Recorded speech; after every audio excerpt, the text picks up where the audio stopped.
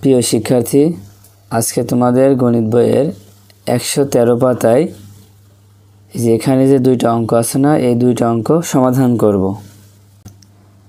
দেখো, প্রথমে 3 নম্বরে লেখা আছে ভুল বাক্যটি চিহ্নিত করি। এখানে মোট 3টা বাক্য দেওয়া আছে।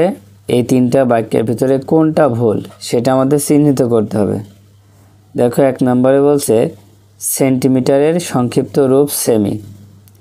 এটা কিন্তু ঠিক আছে, কারণ সেন্টিমিটারকে সংক্ষেপে লেখা হয় সেমি। এই সেমি মানে সেন্টিমিটার, তার মানে এটা কি ঠিক আছে।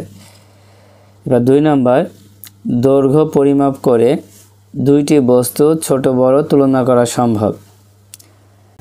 দেখো, দৈর্ঘ্য পরিমাপ করে যে কোনো বস্তু ছোট না বড় সেটা কিন্তু পরিমাপ করা সম্ভব, তাই এটাও কি সঠিক।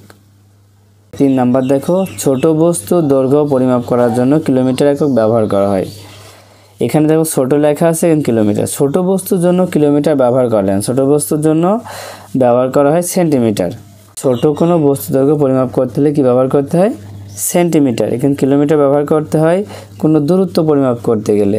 দেখা আছে ঢাকা থেকে চট্টগ্রামের দূরত্ব, এগুলো কিলোমিটারে ব্যবহার করতে হয়।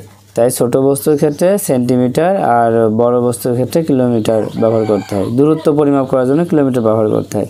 তাহলে 3 নম্বর বাক্যটি ভুল। আচ্ছা, এবার 4 নম্বরটা দেখো, দাগ টেনে সঠিক এককের সঙ্গে মিল করি। দাগ টেনে সঠিক এককের সঙ্গে মিল করি। দাগ টেনে মিল করতে হবে। কিভাবে মিল করব? বলছে ঢাকা থেকে খুলনার দূরত্ব। দেখো, ঢাকা থেকে খুলনা কিন্তু অনেক দূরে। এই দূরত্ব পরিমাপ করতে হলে আমরা কিলোমিটার ব্যবহার করি। তাহলে ঢাকা থেকে খুলনার দূরত্ব আছে কিলোমিটারে আমরা ব্যবহার করি, মানে কিলোমিটারে প্রকাশ করি।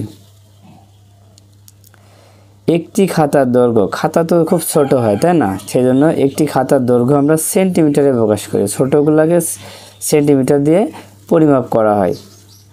আর খেলার মাঠের দৈর্ঘ্য এটা হচ্ছে